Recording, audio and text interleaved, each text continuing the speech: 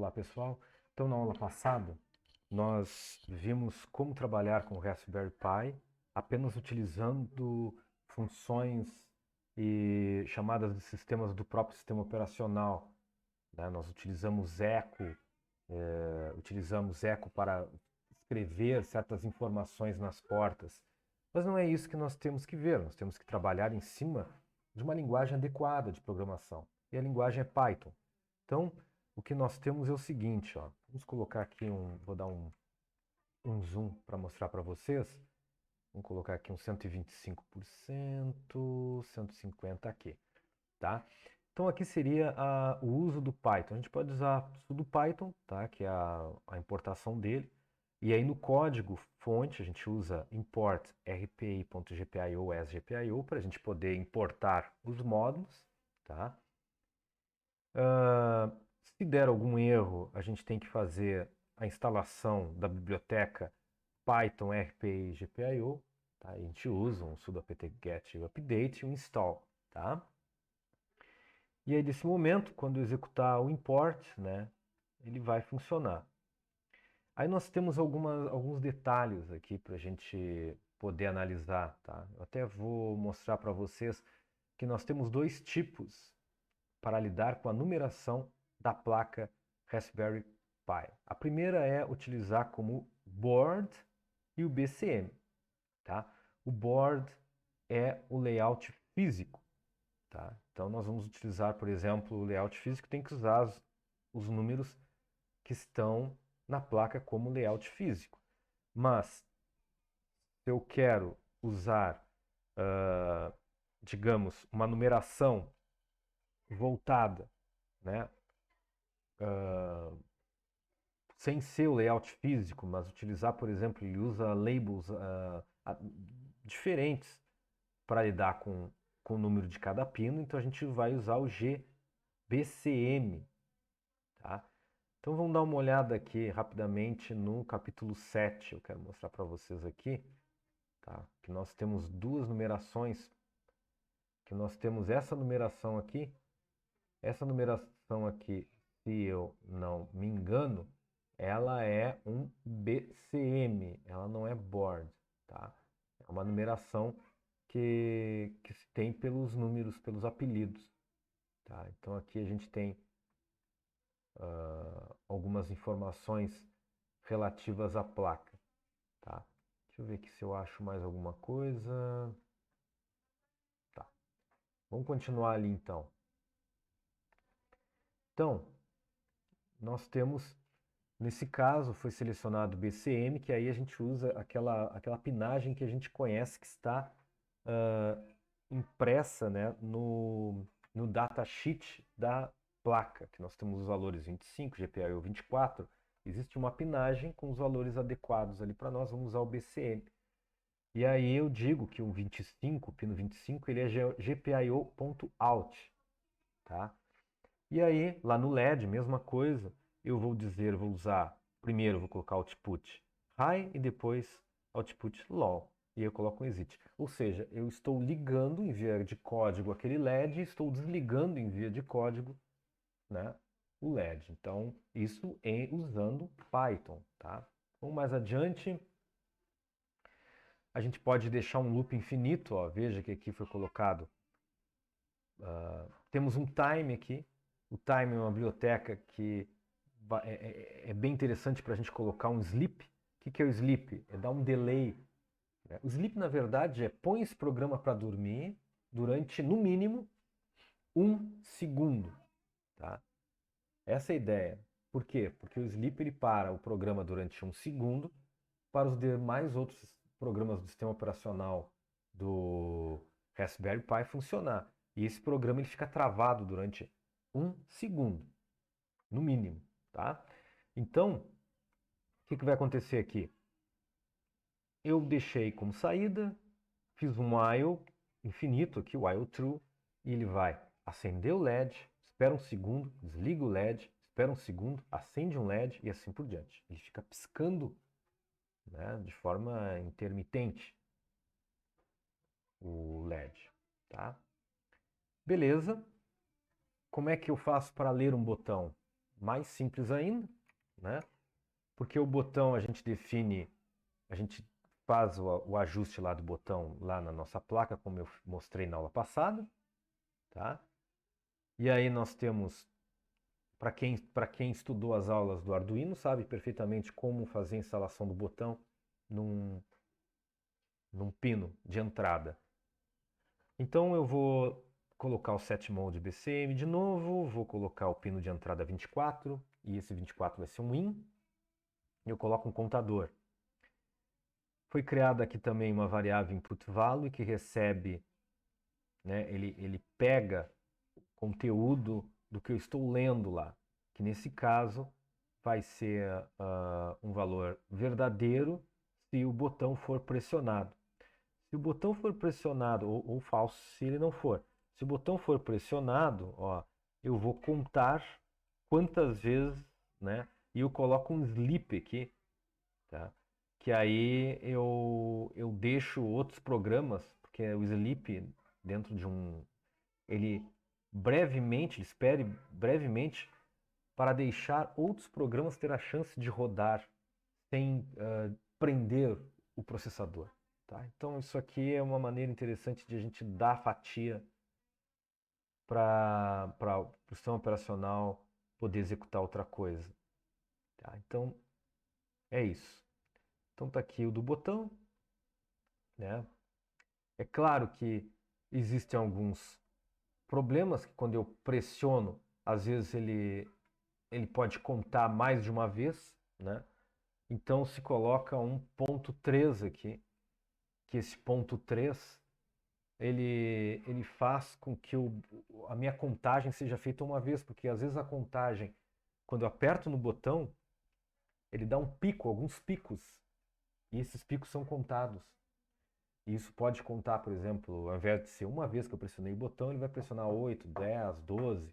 Então, se eu coloco um tempo pequeno para fazer um sleep, esses picos iniciais são ignorados, e aí eu só vou fazer a contagem do valor adequado, tá? Bom, deixa eu ver aqui. Aqui é um projeto bem simplinho de uma soundboard. Daqui a pouco eu vou mostrar para vocês um projeto mais complexo, tá? Veja que aqui nós temos os nossos botões.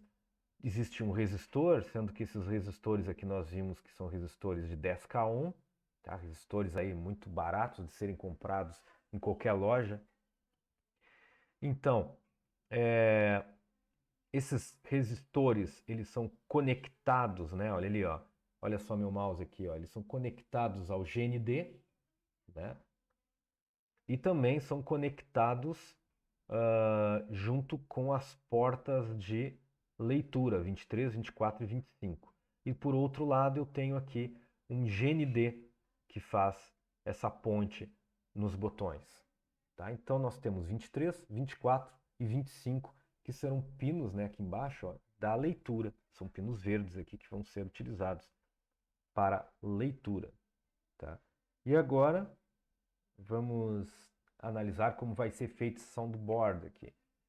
Aqui eu uso uma outra biblioteca que a gente pode usar, um sudo apt-get install pygame, né, pygame. E aí eu usei um .mixer, que é para fazer a leitura, né, do som, né, fazer a carga do som, .wave.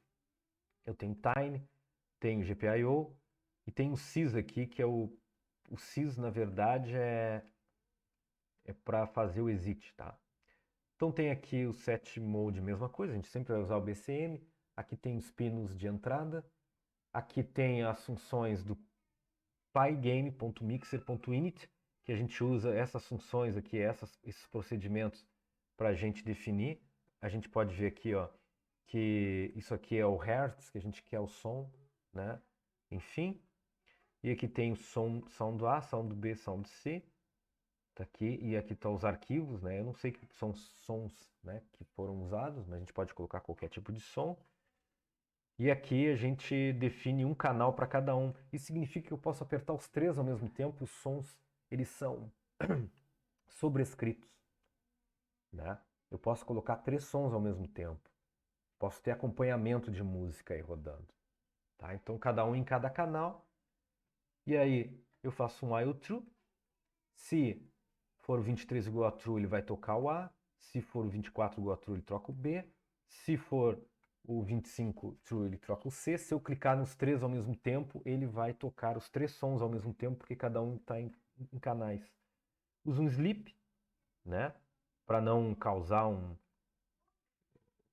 Esse 1 aqui é fundamental para eu fazer a leitura dos inputs sem causar... Porque todo botão ele dá aqueles picos que contam 6, 7 vezes. E a gente precisa ignorar esses picos a partir de um sleep pequeno. E esse except keyboard interrupt, tá? É quando eu apertar o Ctrl C para sair do programa, a gente aperta aqui, ele cai no keyboard interrupt e aí executa o exit e sai fora do programa. Termina o programa, tá? Então aí dá para fazer música, né? Dá para fazer uma série de coisas, tá?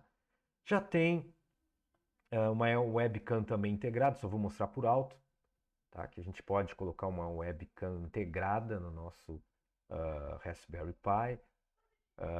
Aqui nesse caso está usando uma webcam na própria USB, mas o Raspberry Pi 3 ele tem uma entrada, né, que é uma entrada como se fosse uma fita aqui, como se fosse um slot, onde eu insiro aqui de câmeras menores. Tá? Tem uma câmera bem pequenininha. E aqui seria a instalação dos drivers, aqui seria o uso dos drivers, enfim. Tá instalando a câmera. Então a gente pode brincar, né, com uma biblioteca chamada SimpleCV. SimpleCV é uma biblioteca muito legal que se usa inteligência artificial para lidar com as imagens. Você consegue utilizar algoritmos bem interessantes para a visão computacional. Você consegue identificar elementos, você consegue contar quantos objetos de uma determinada sala apenas utilizando a visão computacional, graças ao Raspberry Pi, que tem um processamento adequado para fazer isso. Inclusive, eu consigo fazer reconhecimento de faces, usando uma face detection, detecção de face, como também um reconhecimento. Saber, por exemplo, quem é a pessoa que entrou numa sala a partir de uma câmera e você consegue identificar essa pessoa a partir desse algoritmo. É possível fazer muitas coisas utilizando SimpleCV.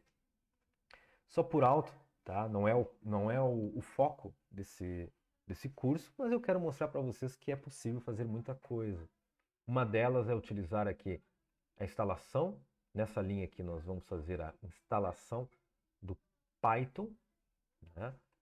E, enfim, aqui a instalação de uma biblioteca atual, né, de SimpleCV. E aqui seria import SimpleCV para fazer o uso. Tá? Qualquer erro, qualquer dúvida que tiverem aqui, sem problema. Né? Existem os sites oficiais, várias maneiras e várias formas de a gente poder instalar o SimpleCV no Raspberry Pi. Mais adiante, aqui tem Save Made, né, um programa como é que eu faço para mostrar essa tela aqui. Tá? Então é simples, eu crio um port made display time, aí eu uso o mDisplay, que na verdade ele cria uma nova janela. Eu uso o image, que ele carrega a imagem para a memória. E o save mDisplay, ele mostra a imagem na janela. Né? Na verdade, o save significa pega essa imagem aqui e salva na tela. Então é isso que eu estou fazendo. E aqui tranca, né? Então ele ele não deixa com que o script ele termine imediatamente depois que apresentar a imagem, tá? Então isso é o mínimo, tá? A gente pode modificar o tamanho das imagens, colocar textos, tá? Isso aí depois vocês podem ver nos manuais de referência, mas dá para fazer muita coisa, né? Utilizando o SimpleCV e o Raspberry Pi. Mas uma das coisas mais interessantes é estar aqui, ó. Aqui você pode acessar a câmera. Simplesmente você coloca Import Camera e aqui temos câmera, algumas propriedades da câmera. a resolução, uma resolução muito baixa, por sinal. E aqui, na linha 4, ele pega o frame da câmera e mostra na janela. É o que vai fazer isso aqui, ó, My Camera Get Made. Ele pega o frame e mostra na tela. Save My Display. Então, ele vai capturar a imagem, né, e vai jogar aqui tranquilo. Tá? Então, aqui ele pegou a imagem aqui do autor do livro. E a gente pode fazer muita coisa. A gente pode, por exemplo, pegar a imagem e salvar em arquivo. Então eu boto frame.save e eu estou armazenando a imagem em JPG. E usando Face Detection, é simples, nada complexo. Eu uso uma biblioteca pronta no nosso Simple CV, que usa câmera display. Então eu tenho a câmera, tenho display, eu pego a imagem e no Faces eu tenho frame. Que o frame foi uma imagem que eu peguei e eu uso um comando chamado Find Har Feature Face. Ele automaticamente vai casar o padrão do rosto, né, para procurar rostos. Se tem rostos, né, então para cada rostos que foram encontrados dentro de um frame, que eu vou passar esse rostinho, eu vou, por exemplo, se tiver 10 rostos numa foto, então cada rosto vai ser apontado pelo Face. Então ele vai mostrar as coordenadas desses 1 ou 2 ou 3 ou N faces detectadas. Se não, ele vai colocar no Face Detected. Tá? Simples assim, né? E aí se consegue fazer muita coisa, se consegue colocar elementos na imagem, né? Se consegue fazer muita coisa. Aqui, por exemplo, é um algoritmo, né? Não vou entrar em detalhes, mas é um algoritmo que coloca um bigode, né, na tela. E assim por diante, né? Existe muita coisa para fazer. Existe também como eu utilizar no Raspberry Pi, como eu poder utilizar dados para a web, tá? Então aqui eu faço a instalação de requests. Esses requests aí, basicamente, é o que a gente trabalha, né, em qualquer linguagem de servidor, como Node.js, né, como PHP, como qualquer framework aí, como Laravel, CodeIgniter, enfim. Então, a gente usa requests simplesmente para fazer get, para fazer posts, para fazer put, para fazer, enfim, né? Então, a gente trabalha como servidor, isso é bem legal, e com servidor a gente consegue fazer muita coisa. Aqui tem um exemplo, né, de uma API para trabalhar com a parte de previsão do tempo, né? E aqui seria nosso, o nosso código-fonte para a gente poder trabalhar acessando essa página aqui, né? E essa página aqui eu consigo pegar as informações via JSON, né? E dessa forma eu consigo capturar os dados, né? Cada dado aqui e mostrar o forecast de cada dado separado. Então eu consigo pegar muitos dados de forma separada. E a partir daí a gente pode ver e pegar esses dados separados e colocar em algumas situações até no nosso hardware. Por exemplo, aqui eu estou trabalhando com o meu GPIO, eu estou colocando aqui o código 25.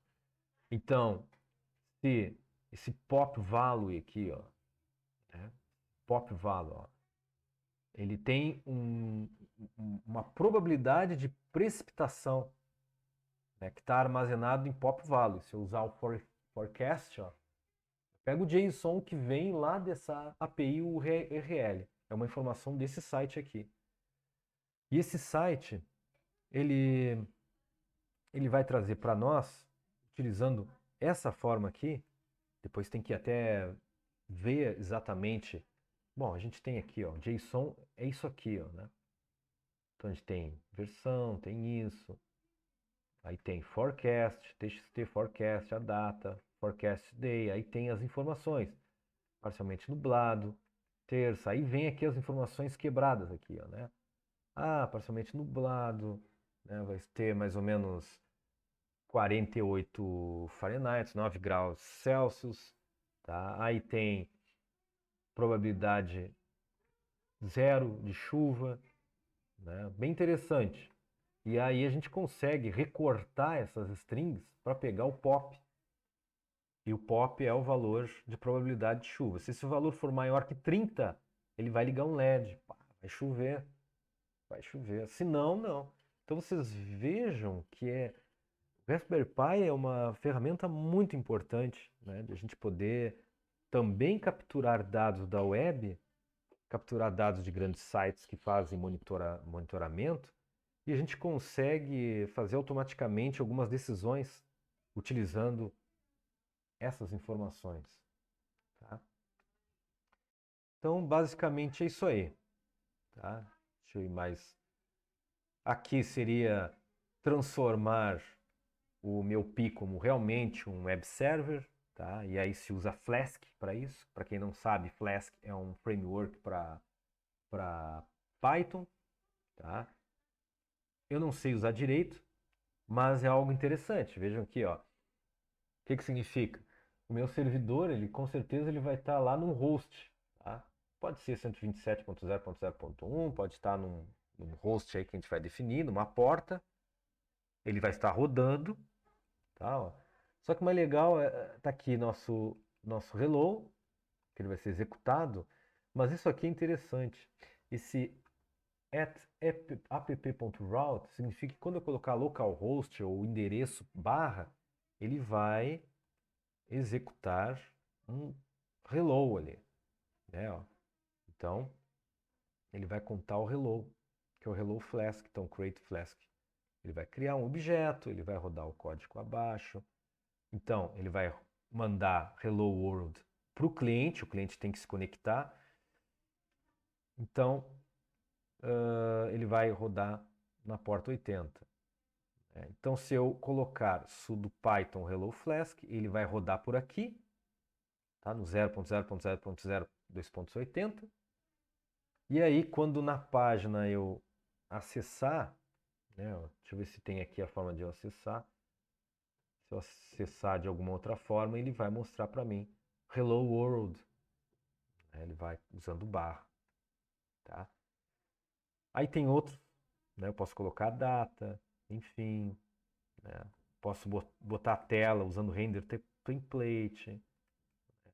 Então, dessa forma, ó, aí tá que main é esse. Vejam que o template data é isso aqui que eu estou enviando. E o main HTML é um main bonitinho que ele vai pegar o title e o time. E o title e o time ele vem daqui, ó. Ele vem de dentro desses dados que eu estou enviando, né? Então, é isso que está acontecendo. Aqui eu pego, mesma coisa, eu uso barra, eu poderia ter barra time, barra isso, barra aquilo, né? São os caminhos da página. E aqui ele vai colocar. E o cliente que vai acessar, aqui não tem, aqui não tem, mas um cliente que vai acessar essa página, que está no 0.0.080, vai ver isso aqui, ó, essa página bonitinha aqui, montada no seu browser. Tá? Aí tem outros programas também, né? Tem programas aqui para, nesse caso, bem interessante, onde eu vou usar o mesmo esquema, só que eu tenho uma rota diferente. Em vez de barra, eu tenho um read pin e vou colocar um pino. Então eu vou definir como usuário, lá na minha página, se eu colocar 0.0.0.02.80 barra readpin barra 25, eu estou definindo o pino 25 e ele vai ler o pino 25. Ele vai ler esse estado e ele vai ver se está high ou low, né? Basicamente isso aí. Utilizar a distância, né? É isso que é legal. É feito com servidor, esse servidor está conectado com o Raspberry Pi, está dentro do Raspberry Pi, apontando já para esses pinos, para esse hardware de fora. Então se consegue, né? E consegue mostrar esses dados a partir do pin.html, que ele vai ser renderizado aqui, que aí vem o status do pino e a response, que vai ser enviada aqui. Então, nós podemos fazer muita coisa. A gente pode também ligar uma lâmpada via web, né? Então, ligar uma lâmpada via web implica você ter aqui, né, um pino 24, um pino 25, alguns nomes. Aqui eu posso ligar a lâmpada, aqui eu posso colocar a máquina de fazer café, algumas informações iniciais. Eu faço um for para ajustar os pinos, né? Um eu coloco o out e eu coloco em low, né? Esses dois pinos aqui. Poderia colocar mais elementos aqui. E aí eu coloco o main. Nesse main eu vou definir o estado, eu vou ler esses pinos, né? Depois eu transfiro essa informação no template data que vai ser renderizada junto com o main. E aqui, isso aqui é bem interessante. O que é o change pin? O change pin vai ser uma informação que eu vou colocar e o action também é outra informação que eu vou colocar ali. Que essas informações, elas podem ser tiradas com esses nomes, ó. Que aí vai ser, por exemplo, change pin vai ser um pino lá que eu vou ler e o action, o name, né, junto com o nome. Então ele vai pegar, por exemplo, se a ação for on, né, ele vai pegar lá um nome, então ele vai fazer alguma coisa. O dispositivo vai ser on, se for off, o dispositivo tal vai ser off. Esse device name aqui vai ser o pino e vai ser o nome que eu vou passar por ele. Então, o name, dois pontos, Coffee Maker. Tá? Então, eu vou pegar a partir do 25, ele vai mostrar o nome desse elemento aí que vai ser passado. Então, é bem interessante, né? Tu tem acesso a alguns dispositivos à distância, né? Pelo site, você consegue ligar e desligar coisas da sua casa utilizando o Raspberry Pi como um servidor. Tá? Então é bem legal isso aí. E está aqui o main HTML, né, que vai ser renderizado. Está aqui, ele faz um for pin em pins, né, isso aqui é um for, para mostrar todos os dispositivos. E se esses dispositivos forem, o estado for true, ele está ligado, senão é falso. Então eu consigo, né, apresentar esses dados aí de uma maneira bem interessante na nossa casa, tá? Então, por exemplo, ó, tá aqui um exemplo, e aí eu digo, ó, dispositivo listado, a lista de dispositivos e status aqui, ó, o Coffee Maker está atualmente on e a lâmpada está atualmente em off. E eu posso clicar ali em cima e eu posso alterar, né? Tá aqui, ó, pin off. Eu vou botar um número lá no meu barra. Quando eu colocar um número, por exemplo, 25 off, ele vai cair aqui assim, ó. Tá aqui, ó, 25 off. Então, 25 ele vai cair, por exemplo, na lâmpada, né? Então, eu venho aqui no 25, ele vai dizer assim, ó, se a ação for on, ele vai passar esse dispositivo para off, porque já pegou o change pin. Change pin veio daqui, ó, 25. E ele vai mostrar isso aí tranquilamente lá no dispositivo. Tá bom? Então, nós temos como fazer tudo, né? Tudo utilizando o Raspberry Pi. Então, essa aí foi uma aula bem básica de Flask, mas eu acho que, claro, que Flask também teria que estudar mais sobre formulários, validação de formulários, se a gente quisesse fazer alguma coisa mais a fundo, banco de dados, como é que eu faço a conexão com o banco de dados, aí teria que ter um MVC, né? Teria que ter o Model View Controller, como é que vai ser feito esse controller, né? Os arquivos também deveriam ser organizados de uma forma, não só toda a lógica colocada num único arquivo, mas separadamente. Mas isso fica para um estudo separado em um outro contexto. Tá bom? Um abraço a todos.